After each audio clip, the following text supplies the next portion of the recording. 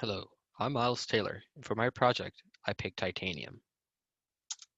So a brief history of titanium. Titanium, atomic number 22, was originally discovered in 1791 by an Englishman named Reverend William Gregor.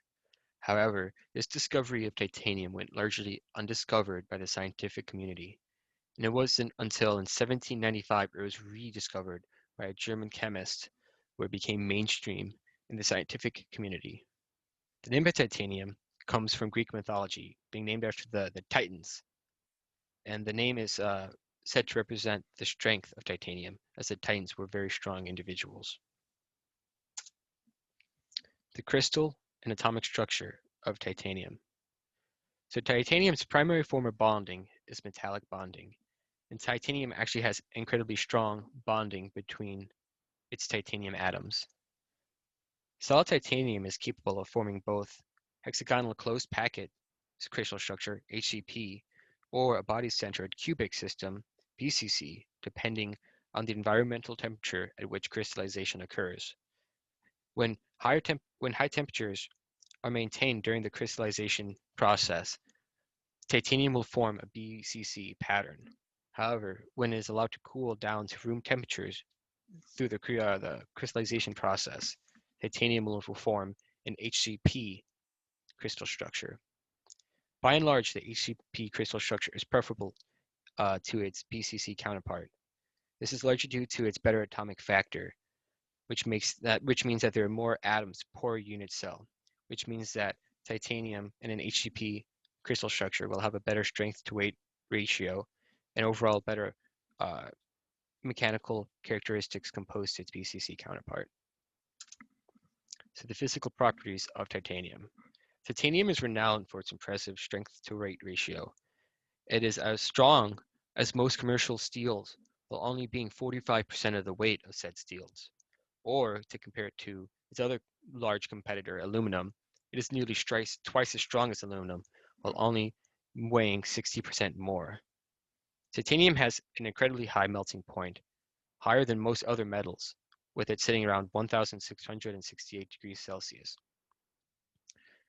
One of the byproducts of this high melting point is that titanium has a very low thermal conductivity, meaning that titanium does not expand much when heated, which makes it very valuable in situations and environments where thermal expansion is not desirable and can lead to failure. Titanium has a very desirable ductile characteristic.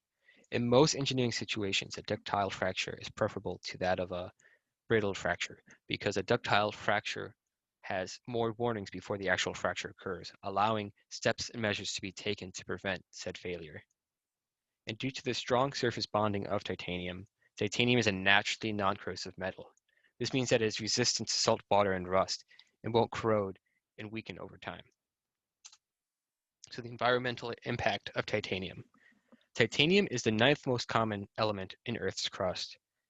And in 2017 alone, over 225,000 tons of titanium was extracted, with this number only set to rise as the process by which titanium is refined becomes cheaper and titanium becomes more desired. The mass mining of any element is catastrophic to the local ecosystem, and titanium in this regard is no different. Large-scale mining of titanium in rural countries will completely destroy ecosystems and the wildlife. In order to refine titanium, an extremely energy-hungry vacuum arc furnace is required, and this leads to large amounts of carbon emission, as the power stations needed to provide energy for this process produces a lot of carbon. So industrial uses. Due to the very high price of titanium, its wide-scale industrial use is quite limited. 1 ton of titanium costs roughly $4,500 compared to steel, which costs around $85 per ton.